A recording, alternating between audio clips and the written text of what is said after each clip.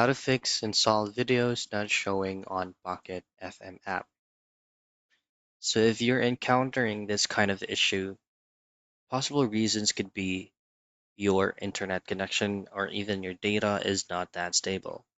So make sure that the very first troubleshooting step to do is check out on how many signals do you have on your current internet service as well as your mobile data. Now, the other thing that you can do is make sure that you're currently using or running the latest version of Pocket FM app. Simply access your Google Play Store or any app store that you use to download this application and just hit on update button.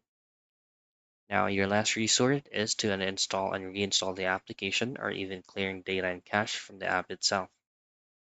Simply tap and hold Pocket FM app and hit on the eye icon. From here, the lower right portion of your screen, you should see clear data and just simply try out both of these options by clearing all data and clearing cache. And those are the things that you can do for you to be able to fix or troubleshoot and solve videos not showing on Pocket FM app.